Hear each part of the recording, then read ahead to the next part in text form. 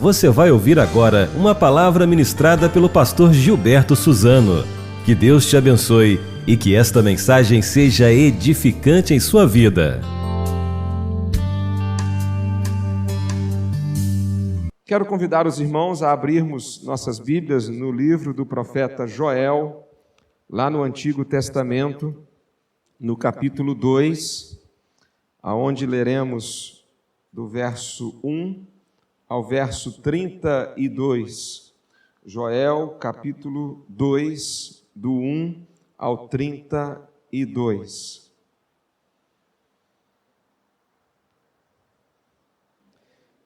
Tocai a trombeta em Sião e dai o alerta no meu santo monte. Tremam todos os moradores da terra, porque o dia do Senhor está chegando, já está perto. Dia de trevas e de escuridão, dia de nuvens e de negridão. Como a luz da aurora se espalha sobre os montes, assim vem um povo grande e poderoso, como nunca houve antes, nem haverá depois, nos anos por vir, de geração em geração. Diante dele vai um fogo devorador e atrás uma chama ardente.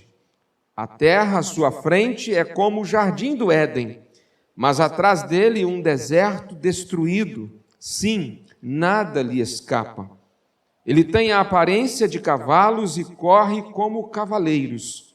Vão saltando sobre o topo dos montes como o estrondo de carros, como a chama que crepita e consome a palha, como um povo poderoso em posição de combate. Os povos estão angustiados diante dele. Todos os rostos ficam pálidos. Eles correm como valentes, sobem os muros como homens de guerra. Cada um marcha nos seus caminhos e não se desvia da sua fileira. Não empurram uns aos outros, cada um marcha sempre em frente. Abrem caminho por entre as armas e não se detêm. Pulam sobre a cidade, correm pelos muros, sobem nas casas, entram pelas janelas como ladrão. A terra se abala diante deles, o céu treme, o sol e a lua escurecem, e das estrelas retira-se o resplendor. O Senhor levanta a voz diante do seu exército, porque o seu acampamento é muito grande. Quem executa a sua ordem é poderoso, pois o dia do Senhor é grande e terrível, quem o suportará? Mas agora, diz o Senhor, convertei-vos a mim de todo o coração, com jejuns, com choro e com pranto. Rasgai o coração e não as vestes. Convertei-vos ao Senhor vosso Deus, pois Ele é misericordioso e compassivo, tardio em irar-se e grande em amor. Arrepende-se da desgraça que enviaria. Talvez ele volte atrás e se arrependa e deixe uma bênção, uma oferta de cereais e uma oferta de libação para o Senhor vosso Deus. Tocai a trombeta em Sião, decretai um jejum, convocai uma assembleia solene. Reuni o povo, santificai a comunidade, ajuntai os anciãos, reuni os meninos e as crianças de peito. Saia o noivo do seu quarto e a noiva do seu aposento. Chorem os sacerdotes, ministros do Senhor, entre o pórtico e o altar, e digam: ó Senhor, poupa o teu povo e não entregues a tua herança ao vexame, para que as nações zombem dele, porque diriam entre os povos: onde está o seu Deus? Então o Senhor mostrou zelo para com sua terra e se compadeceu do seu povo. Em resposta, o Senhor disse ao seu povo: eu vos envio o trigo, o vinho e o azeite, e tereis fartura deles, e não vos entregarei mais ao vexame entre as nações. Levarei para longe de vós o exército do norte, e o lançarei numa terra seca e deserta. Lançarei sua vanguarda no mar oriental e sua retaguarda no mar ocidental. Seu mau cheiro subirá e sua podridão se espalhará. Ele tem feito grandes coisas. Ó terra, não temas, regozija-te e alegra-te, porque o Senhor tem feito grandes coisas.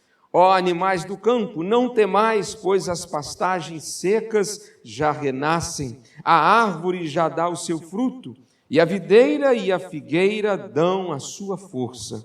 Filhos de Sião, alegrai-vos e regozijai-vos no Senhor vosso Deus, porque Ele faz descer muita chuva e vos dá a primeira e a última chuva em medida justa, como fazia antes. As eiras se encherão de trigo e os lagares transbordarão de vinho novo e de azeite. Assim vos restituirei os anos consumidos pelo gafanhoto migrador, pelo assolador, pelo destruidor e pelo cortador, meu grande exército que enviei contra vós. Comereis à vontade e vos fartareis, e louvareis o nome do Senhor vosso Deus, que agiu em favor de vós de maneira maravilhosa, e o meu povo nunca será envergonhado. Vós sabereis que eu estou no meio de Israel, e que eu sou o Senhor vosso Deus, e não há outro, e o meu povo nunca mais será envergonhado. Depois disso, derramarei o meu espírito sobre todas as pessoas. Vossos filhos e vossas filhas profetizarão, vossos velhos terão sonhos, vossos jovens terão visões. Até sobre os servos e sobre as servas derramarei o meu espírito naqueles dias. Manifestarei maravilhas no céu e na terra, sangue e fogo e colunas de fumaça. O sol se converterá em trevas e a lua em sangue, antes que venha o grande e terrível dia do Senhor. E todo aquele que invocar o nome do Senhor será salvo, pois os que escaparem estarão no Monte Sião e em Jerusalém, como o Senhor prometeu, e aqueles que o Senhor chamar estarão entre os sobreviventes. Amém.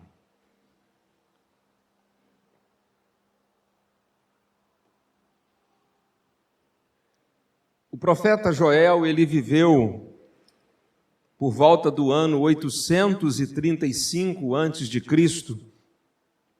ou seja, equivale dizer que Joel exerceu o seu ministério aproximadamente 70 anos antes do profeta Isaías.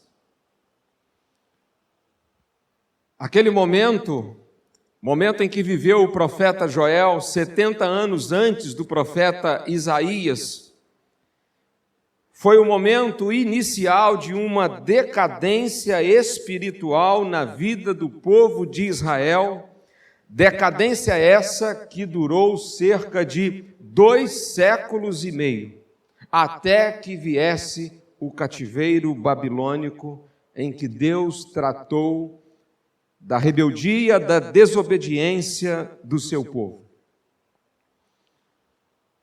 Aquele foi um tempo marcado pela falta de santidade no meio do povo de Deus. Um tempo marcado pela ausência de fervor espiritual. Um tempo marcado também pela perda do prazer, pela intimidade com Deus. Meus irmãos, talvez nenhum outro momento em toda a história do Antigo Testamento, em se tratando do povo de Israel, talvez nenhum outro momento na história teve tanta semelhança com o momento atual que vivemos como igreja evangélica brasileira do que esse. O momento que vivemos hoje como igreja evangélica no nosso país tem uma semelhança muito grande com esse tempo vivido, iniciado por Joel, passado por Isaías e culminando em Jeremias. O pastor Hernandes Dias Lopes, ele pintou, um quadro da crise espiritual que nós vivemos hoje como igreja evangélica em nossa pátria. E ele pontuou algumas coisas, dizendo que falta em nós muita firmeza, há uma falta de firmeza espiritual. Há uma inconstância na vida dos crentes em geral, algo simplesmente lastimável. Uma inconstância. As pessoas não conseguem ter uma perseverança mínima possível. Hoje estão bem, essa semana estão mais ou menos, e semana que vem, de repente, há uma queda, um desânimo, e aí, de repente, na outra semana, se anima novamente, e há esse alto e baixo, que nos mostra uma falta de firmeza em muitos crentes. Uma falta de fervor espiritual também é um dos pontos nesse quadro pintado da igreja atual. Há um cansaço com as coisas de Deus, parece que sem medida. Mas, por um lado, há um entusiasmo com as coisas do mundo, também de forma incontrolada. Há uma falta de pureza moral, uma imoralidade no coração de muitos crentes. Muita gente envolvida com pornografia, estou falando de gente do nosso meio. Namoro impuro, festas mundanas. A maioria dos casamentos hoje, das nossas celebrações de casamentos dos crentes, está igual à do mundo mesmo. Boa parte, com raríssimas exceções. As comemorações de 15 anos, elas têm tanta balada quanto as comemorações de 15 anos do mundo. Há uma falta de amor nos relacionamentos. Nunca se teve tantos filhos rebeldes. Nunca se teve tantos casais frios. Nunca se teve tanta infidelidade. Nós moramos num país onde 25% dos homens e 12% das mulheres confessam que são infiéis. 25% dos homens significa que a cada 4 tem um que é infiel, é adúltero. Num país que nós estamos caminhando para metade deles ser evangélico. Há uma falta de fidelidade a Deus na questão de dízimos e ofertas, também destacou o pastor Hernandes. Ama-se mais o dinheiro do que a Deus. Crentes que roubam de Deus, que não investem no reino de Deus. Pouco tempo, um colega pastor dizia para mim a respeito do momento que ele vive na igreja, onde ele pastoreia. Ele disse para mim assim: Gilberto, hoje a nossa igreja, numericamente falando, ela é 3 vezes maior do que há algum tempo atrás, em termos de números. Ele disse, mas é triste que o número de pessoas dizimistas e fiéis a Deus continua o mesmo. E ele disse, o que tínhamos no passado era o seguinte, nós tínhamos 70% dos membros dizimistas. E hoje, com esse crescimento numérico, nós invertemos, nós tínhamos 70% fiéis nos dízimos e ofertas, e tínhamos 30% que só negavam, que eram infiéis. Falou, hoje nós invertemos, mudamos isso, crescemos em número, e nós temos 70% de infiéis e 30% apenas exercendo a fidelidade ao Senhor. E aquele pastor me confessou e disse assim, sabe por que a nossa igreja não quebrou, financeiramente falando?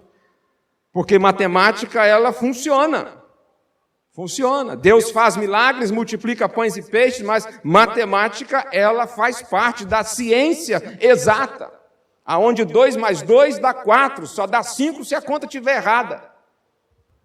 E aí ele disse, nossa igreja só não foi à falência porque nós temos um colégio.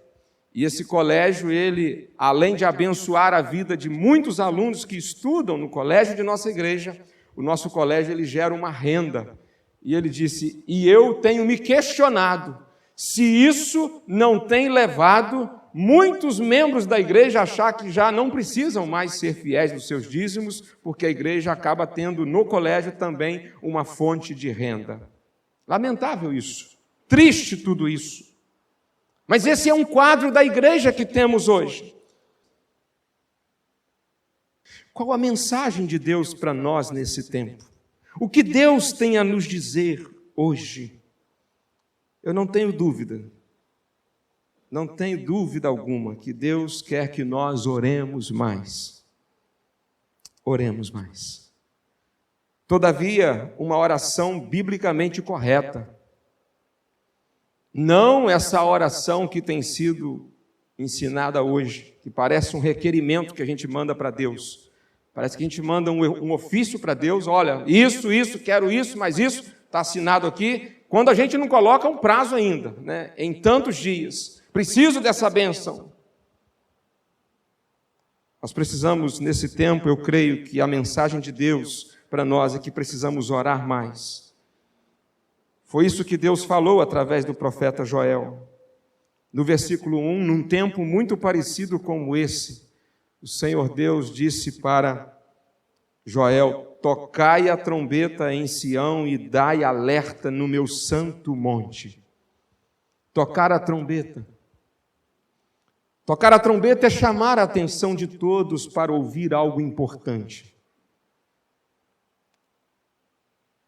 E a primeira coisa que Deus mandou Joel dizer foi o seguinte: tremam todos os moradores da terra, porque o dia do Senhor está chegando, já está perto. O dia do Senhor está chegando, já está perto. O que significa o dia do Senhor? O dia do Senhor é uma referência dos profetas ao dia do juízo final. A Bíblia falou cerca de 300 vezes acerca da primeira vinda de Jesus, mas ela também falou-nos e fala-nos cerca de 2.400 vezes sobre o dia do Senhor, o dia do juízo final, que será o dia da segunda vinda do Senhor Jesus. E a primeira coisa que Deus manda Joel anunciar ao povo, depois de tocar a trombeta e chamar a atenção de todos para ouvir algo importante, a primeira coisa importante que Deus quer que o seu povo ouça é que o dia do Senhor está chegando. O dia do juízo final se aproxima.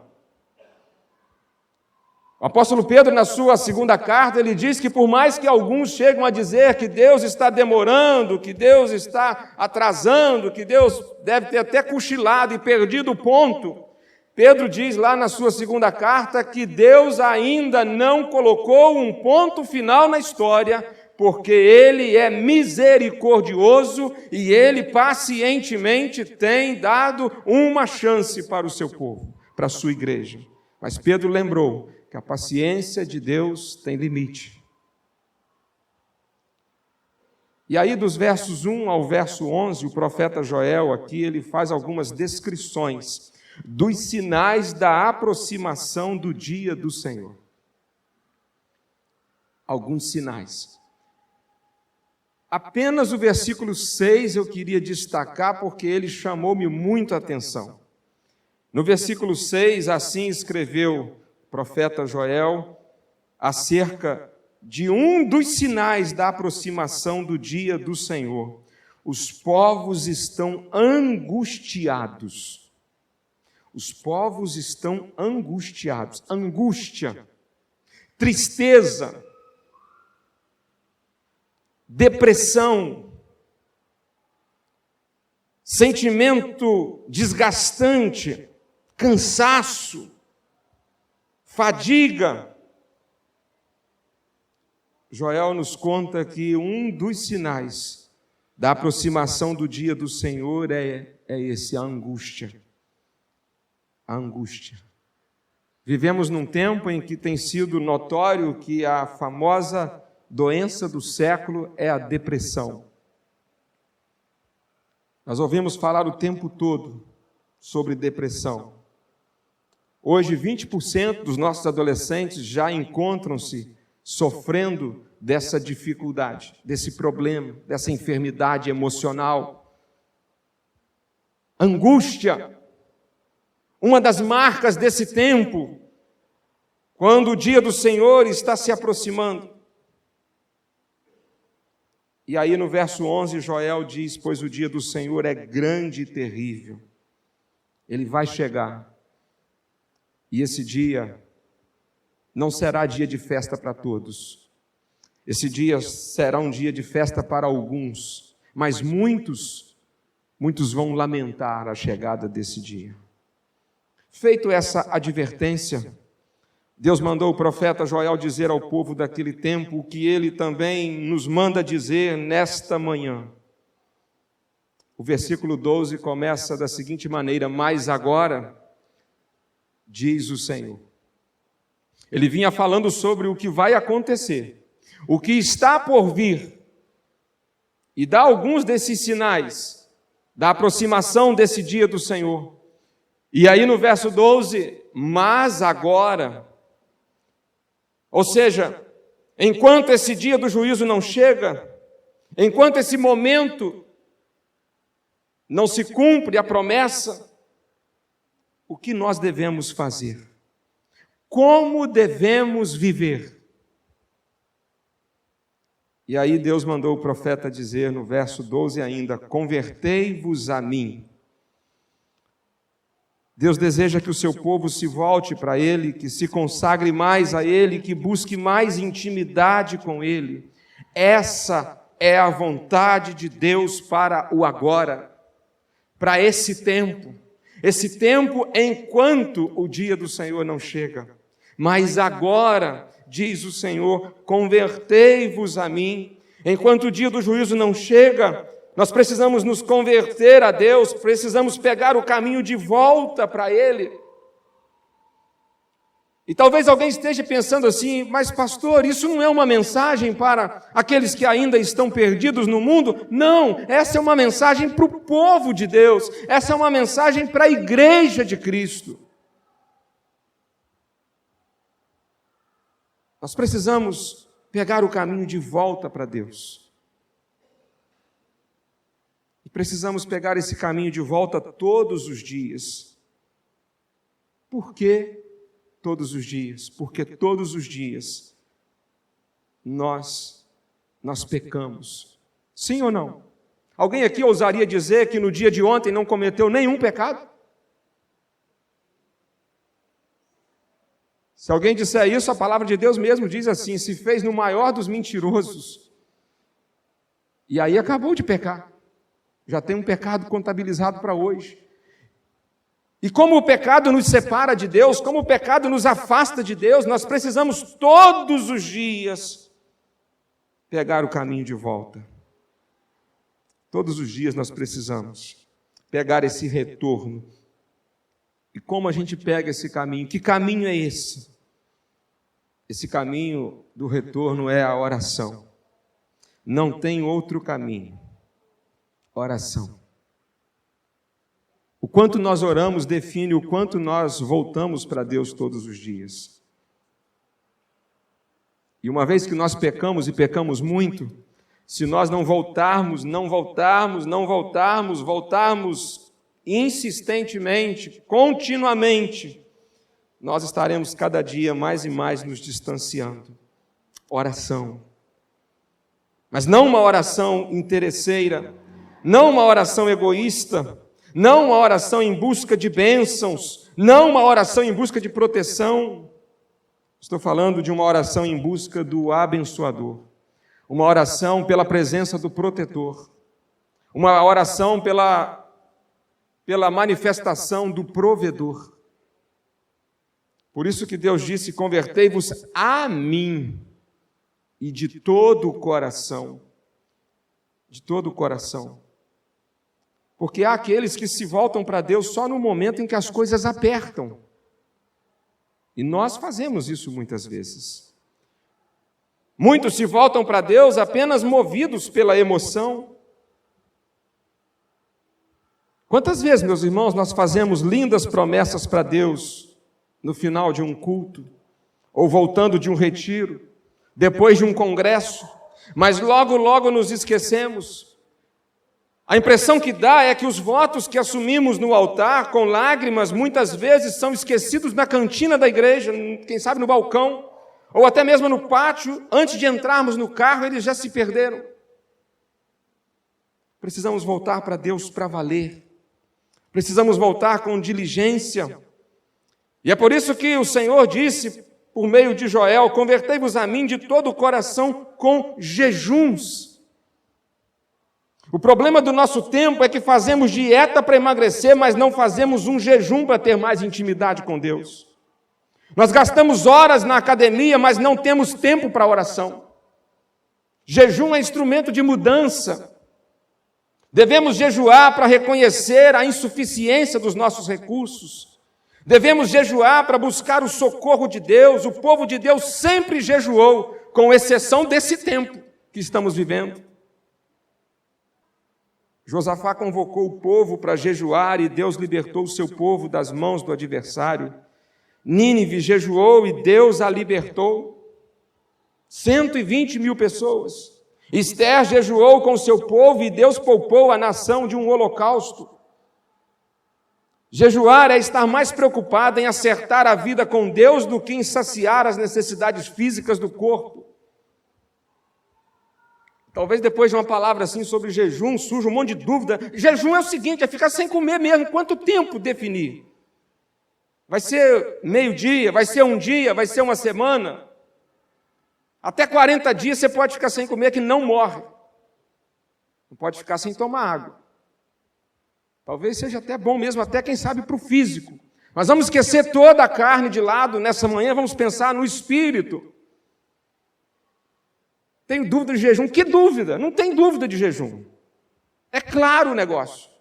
É ficar um tempo sem se alimentar com um propósito específico, de buscar a bênção de Deus? Não, não é assim que o jejum funciona. Buscar mais pela presença de Deus. Jesus disse que quando a gente jejuar, a primeira coisa que a gente deve fazer, não tornar isso público. Isso é particular, isso é pessoal. E deve, inclusive, não fazer cara de quem está com fome. Porque aí não funciona. Não é isso que agrada a Deus. Mas é entendermos que nós precisamos muito mais de Deus do que do alimento, do pão diário, do arroz com feijão diariamente. E nós precisamos de quebrantamento. Convertei-vos a mim de todo o coração com jejuns, com choro e com pranto. Os nossos olhos estão enxutos demais. Nós estamos precisando chorar mais. Como estamos? Estamos precisando chorar como Jacó no Val de Jaboque, buscando a presença de Deus. Estamos precisando chorar como Davi, chorar pelas nossas famílias. 1 Samuel 30, Davi chega em Ziclag e a família foi saqueada, a esposa foi levada, os filhos sequestrados, e Davi se põe a chorar. Precisamos chorar como Neemias, por conta dos escombros que estavam em Jerusalém. Precisamos chorar como Jeremias. No tempo de Jeremias, jovens estavam nas mãos do inimigo, as crianças estavam sendo abandonadas. Precisamos chorar como Pedro pelo nosso próprio pecado. Nós pecamos e muitas das vezes nós nem sequer nos damos conta. É de se questionar até mesmo se realmente temos o Espírito Santo conosco, porque o Espírito Santo nos incomoda quando a gente peca. Ele toca no mais profundo da nossa alma. Ele foi nos dado para ser aquele que vai nos incomodar, nos fazendo lembrar das coisas que o Senhor nos tem dito e que a gente não tem conseguido obedecer. Precisamos chorar como Jesus ao vermos tantas vezes a frieza e a hipocrisia em nosso meio. Mas Deus ainda disse algo mais, Ele disse, rasgai o coração e não as vestes. Rasgar as vestes era uma prática comum, como uma demonstração de arrependimento, reconhecimento de pecado. Era uma demonstração exterior. Deus não se satisfaz com cenas dramáticas de nossa emoção. Deus não se impressiona com os nossos gestos simpáticos, palavras bonitas, canto afinado. Diante de Deus as máscaras caem porque Ele vê o coração. Para Deus é preciso ter um coração rasgado, um coração quebrantado, um coração arrependido, um coração transformado. Nosso cristianismo muitas das vezes é muito raso, meus irmãos. Nós cantamos hinos de consagração, mas não consagramos de fato a nossa vida. Nós cantamos quero ser um vaso de bênção, mas não falamos de Jesus para ninguém. Nós pedimos para ser sal, mas nos tornamos insípidos imitando o mundo. Nós cantamos tudo entregarei, a vida te dou, mas retemos o dízimo e as ofertas. Nós honramos a Deus com os lábios, mas o negamos com as nossas ações. Deus está mais interessado em nossa vida diária de oração do que em nossa empolgação, em nossa performance na hora do culto. Hoje muitas pessoas mudam de igreja, mas não mudam de vida. Mas é vida transformada que Deus quer. É isso que agrada a Deus. Um coração transformado, um coração rasgado. E Deus quer isso de quem? Quer isso de todos nós. De todos. Diga para a pessoa aí do seu lado, Deus quer isso de todos nós. Mas Deus é maravilhoso. Aqui no texto ele especifica cada um de nós. E todos nós estamos incluídos nesse texto aqui. Olha o que diz, reuni o povo, santificai a comunidade. Então, está falando de todos. Mas agora ele começa a especificar. Porque a gente tem uma mania de, às vezes, algo que é dado de uma maneira generalizada, a gente pensa, isso é para o fulano, isso é para os jovens, isso é para as crianças, isso aqui é para quem é casado. Mas não, é de fato generalizado. Mas Deus, sabendo que a gente vai arrumar um jeito de tentar fugir da responsabilidade, do compromisso, ele começa então a especificar. E diz, ajuntai os anciãos. Quem são os anciãos? São os idosos. Os idosos. É o primeiro na especificação aqui de quem Deus espera. Esse retorno, essa busca para ele, os anciãos. Espera-se que os mais experientes sejam o exemplo. Por isso que os anciãos são os primeiros a se santificar. Porque santidade, está escrito lá atrás, não tem idade. 2017 passou, nós fizemos aquela campanha do ano todo, retorno à santidade, mas eu fiz questão de deixar aquela imagem lá atrás, porque santidade não tem idade, é para todo mundo. E aqui Deus está falando, santificai. Reuni todo o povo. E ele coloca os anciãos na linha de frente. Anciãos, idosos, santidade. Santidade na nossa mente, santidade nos nossos lábios, santidade nos nossos olhares, santidade no nosso comportamento. Me lembro de que um dia encontrei, faz tempo isso, com alguém que estava no corredor e estava pegando o cabelo de um adolescente para cheirar. E eu cheguei, o que é isso? É que eu gosto do perfume dela. E eu falei assim, pergunta o nome do perfume e compra para a senhora, sua esposa. Vai cheirar cangote da sua esposa? Seja crente, tome emenda, respeite e se dê o respeito. E mulheres também se comportem, não usem da sensualidade, porque é pecado assediar, e é crime, e é pecado também provocar. Fui dar palestra numa igreja bastante tradicional, Assembleia de Deus, um tempo atrás, sobre sexualidade no casamento. E aí me pediram no final para poder abrir para o povo fazer pergunta. Só Jesus sabe o que eu passei, irmã Nadir. E foi dado assim um papelzinho, né? Não foi de público. Mas uma pessoa desrespeitou toda a regra do jogo e ficou de pé. Ela disse, pastor, eu queria saber se as pessoas que ficam também expondo-se por ser muito atraente, por ser muito bonita, se isso também é pecado.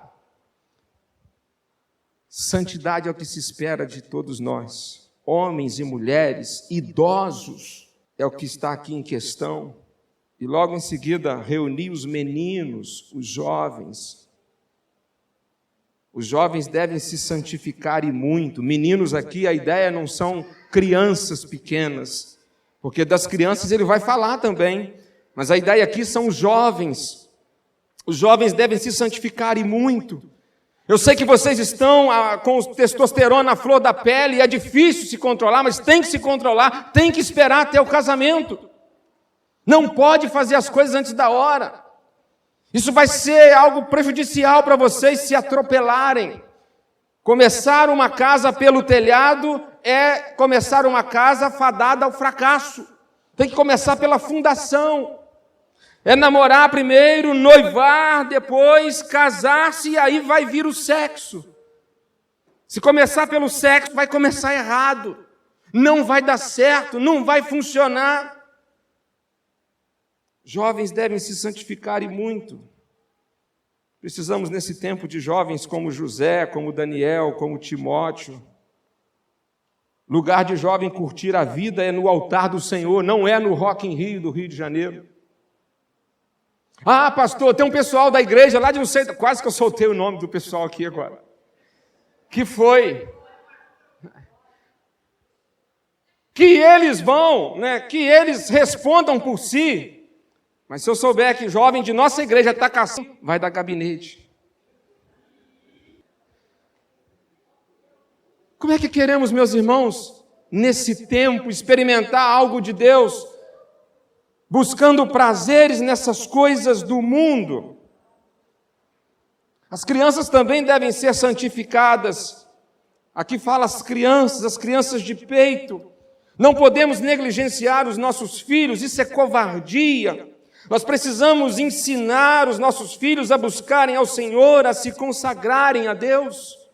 E preste bem atenção numa coisa, nem mesmo a família deve ser impedimento a nos consagrarmos mais a Deus. Naqueles dias de Joel e até nos dias de Jesus, isso ainda era comum. Acontecia o seguinte, cadê o João Gabriel? João Gabriel está por aí. João, você sabe qual era o tempo, João, de lua de mel naquele tempo? 1 ano. Estou falando com o João, que o João casou esses dias, né? Mas antigamente, naquele tempo, era 1 ano de lua de mel. E beleza, né? Show de bola isso. 1 ano de lua de mel. 1 ano sem ter que ter certas obrigações. Por exemplo, casou-se em Israel 1 ano, não vai para a guerra. É certo que não vá. E pode ficar em casa curtindo a esposa, pode ficar em casa aproveitando a vida de casado, de casadinho de novo. Mas olha o que a palavra de Deus nos diz a respeito desse retorno, dessa conversão ao Senhor, de voltar ao Senhor, para buscar ao Senhor. Saia o noivo do seu quarto e a noiva do seu aposento. A ordem aqui é clara. Nós podemos ter licença do trabalho para curtir uma lua de mel, mas não temos licença da parte de Deus para deixarmos de orar um dia sequer, de não nos voltarmos para o Senhor, de não colocarmos os nossos joelhos no chão para buscar pela presença de Deus. A ideia de Joel aqui, transmitindo ao povo, é que o casamento é bênção, mas ele não pode ser um impedimento à nossa consagração a Deus. A família é bênção, mas ela não pode nos atrapalhar a buscar a Deus. Não pode ser uma pedra de tropeço para nós. Jesus falou sobre isso, porque há familiares que podem nos afastar de Deus. Há pais que podem atrapalhar, há casamentos que podem ser um empecilho para uma vida de consagração a Deus. Meus irmãos, que cuidado de Deus. Ele quer tanto que a gente se volte para Ele, que Ele especificou isso em detalhes. Quem deve? Todos. E nem mesmo os ministros ficaram de fora, porque nós não temos foro privilegiado. Pastores, líderes, ministros. Olha o que diz o verso 17: chorem os sacerdotes, ministros do Senhor, entre o pórtico e o altar. Nós, pastores e todos os líderes, precisamos ser mais e mais consagrados. Precisamos buscar a vida cheia do Espírito Santo. Meus irmãos, Joel começou dizendo sobre o dia do Senhor, quando Deus vai julgar o seu povo, o mundo, o tempo e a história. Em seguida, o profeta passou a falar em nome do Senhor sobre como devemos viver o agora, o hoje.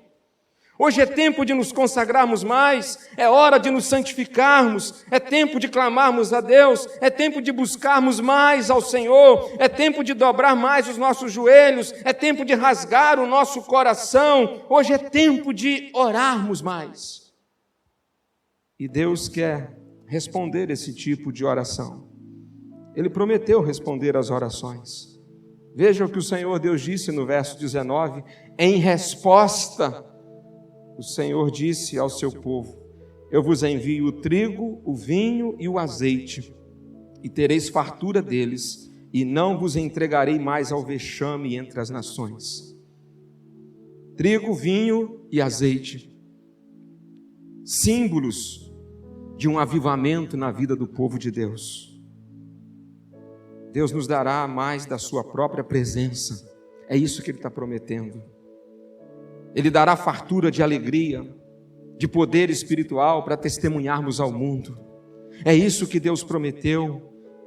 E aí o verso 28 nos conta: depois disso, derramarei o meu Espírito sobre todas as pessoas. É só depois disto. Disto o quê? Tudo que compreende. O verso 16. Reuni o povo, santificai a comunidade, ajuntai os anciãos, e os meninos, e as crianças de peito, e até aqueles recém-casados. Depois disso, diga para a pessoa aí do seu lado, é só depois. Não pense você que você será cheio do Espírito Santo sem esse prévio, porque não é assim. E aqui há uma abundante promessa da presença do Espírito Santo de Deus. O Deus que promete, Ele cumpre, pois Ele vela pela sua palavra. Depois disso, quando Deus age, ninguém pode impedir. Atos capítulo 2 nos conta que a igreja estava reunida, o povo estava junto. Lá estavam os 120 primeiros crentes da história. Num dia em que muitos judeus vieram a Jerusalém, era a famosa festa do Pentecostes. Aqueles 120 crentes que no capítulo 1 de Atos estavam reunidos, eles encontram-se reunidos no capítulo 2. Aonde?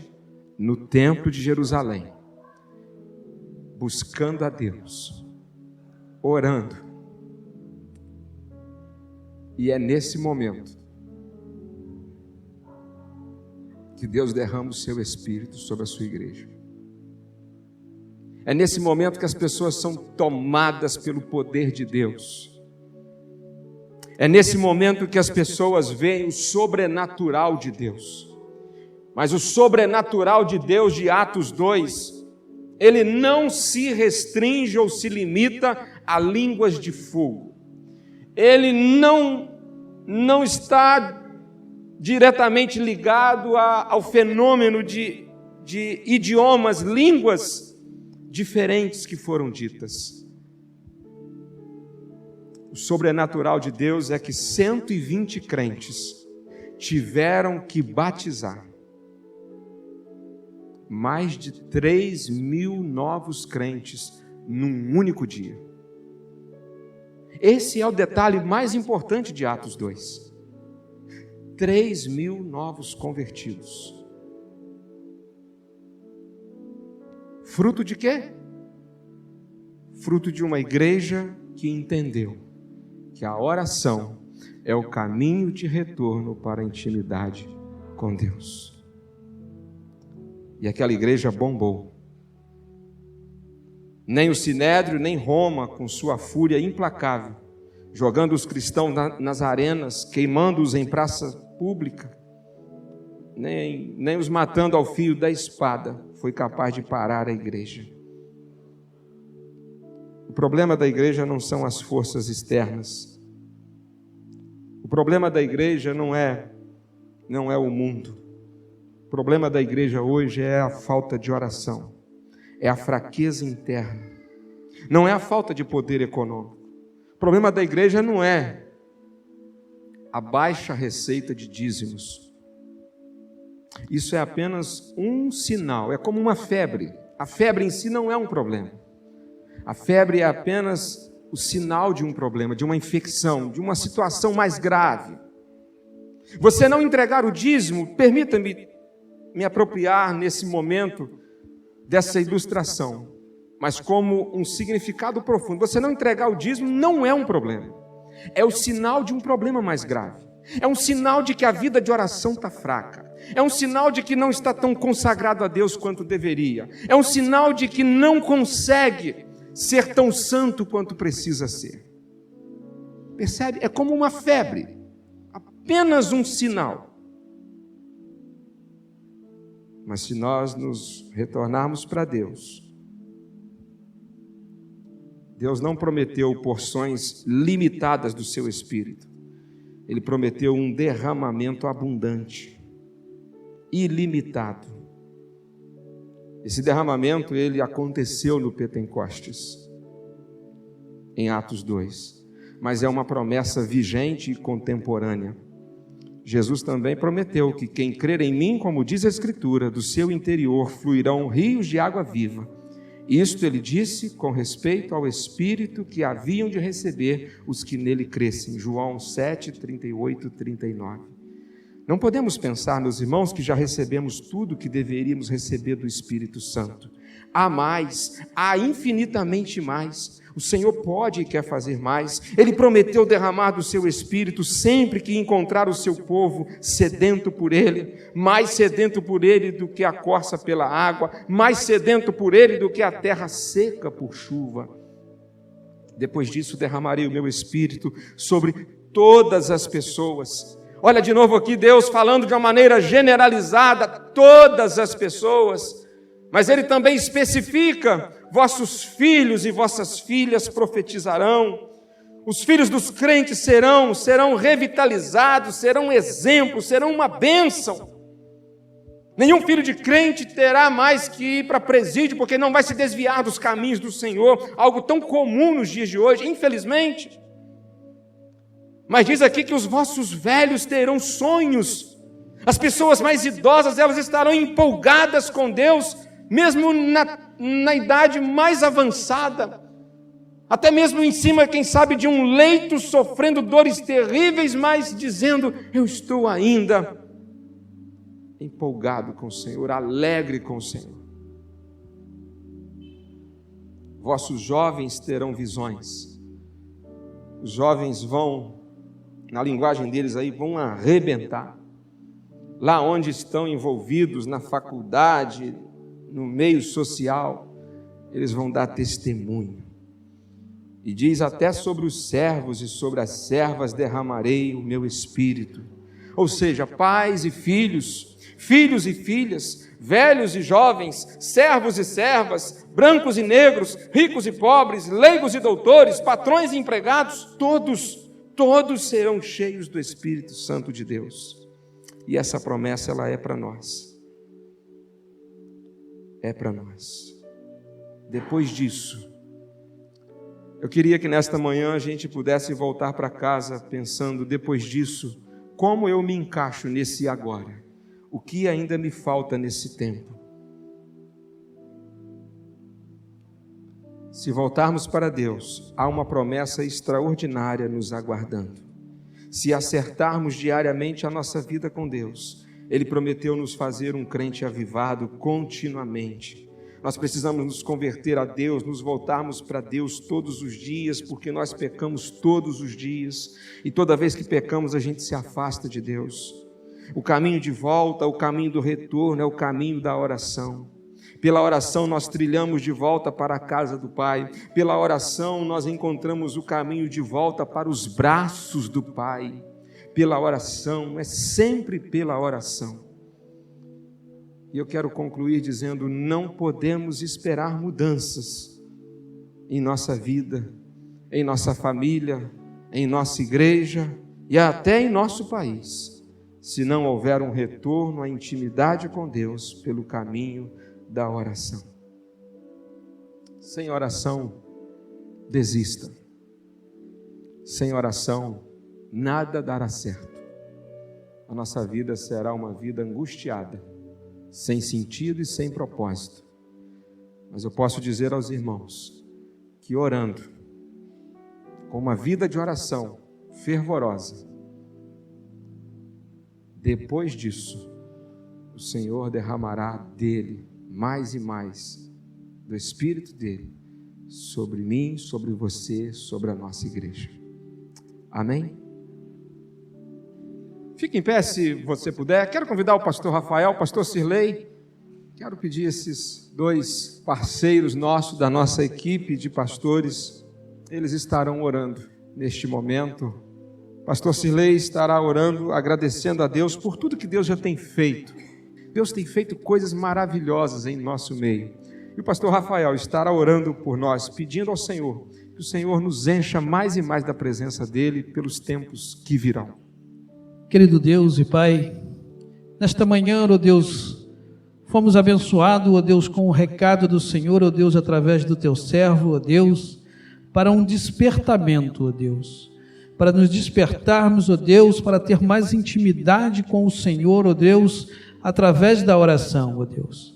E também, ó Deus, nós Te agradecemos neste momento, ó Deus, porque o Senhor, ó Deus, tem nos abençoado. O Senhor tem abençoado, ó Deus, esta igreja, ó Deus, tem nos proporcionado os momentos, ó Deus, de alegria, ó Deus, em poder compartilhar, ó Deus, a Sua palavra, ó Deus, com pessoas, ó Deus, que estavam perdidas, ó Deus, sem o Senhor, ó Deus. Obrigado, ó Deus, por essas vidas, ó Deus, que vão estar testemunhando logo mais, ó Deus, morrendo, ó Deus, dando testemunho que estão morrendo para o mundo, ó Deus, e nascendo, ó Deus, para uma nova vida com Cristo. Nós Te pedimos, ó Deus, que o Senhor a cada dia nos dê ousadia, ó Deus, nos dê comprometimento, ó Deus, com a Sua palavra, ó Deus, para podermos crescer cada vez mais e mais, ó Deus, e muitas pessoas, ó Deus, possam estar vindo, ó Deus, a se juntar a esta família, ó Deus, de Cristo, ó Deus, e dando testemunho, ó Deus, da Sua palavra. Assim nós Te oramos, agradecidos no nome de Jesus. Amém. Senhor, ainda na Tua presença, Pai, queremos louvar, engrandecer o Teu santo nome, porque o Senhor se faz presente em nós e através de nós. Pai, agora neste último domingo de campanha, ao qual daqui a pouco, ao longo desses 40 dias de oração, que nós possamos, Senhor, com o olho no futuro, Senhor, percebermos, Senhor, tudo aquilo que o Senhor estará fazendo como fruto e resposta da oração que nós temos feito diante do Senhor. E como foi dito, Senhor, que o Senhor traga novas pessoas, que o Senhor possa restaurar casamentos, Senhor, relacionamentos, Senhor, que o Senhor possa trazer os filhos, Senhor, que o Senhor possa fazer tudo aquilo que nós estamos orando ao longo destes 40 dias, Senhor, para a honra e para a glória do Teu nome. Muito obrigado, Senhor, porque o Senhor é o Deus que cuidou do passado, o Senhor é o Deus que cuida do nosso presente, e o Senhor é o Deus que também cuida do nosso futuro, Pai. E nós oramos e pedimos isso enquanto o Senhor não voltar, porque nós também cremos, nós também pregamos, e nós também ensinamos que o Senhor voltará. Por isso que nós estamos vigiando o futuro também, Deus. E muito obrigado, porque eu tenho certeza que famílias, irmãos, amigos, todos estarão, Senhor, colhendo os frutos dessas orações que estamos fazendo ao longo desse tempo, Senhor. E que não desistamos do Senhor, que não desistamos, Senhor, de vivermos para Ti, e que não desistamos, Senhor, de estarmos juntos contigo e juntos uns com os outros. Nós oramos entregando esse futuro em Tuas mãos, no nome santo e poderoso de Jesus. Amém. Que Deus te abençoe, um bom dia e até logo à noite, 7h30 estaremos aqui pontualmente.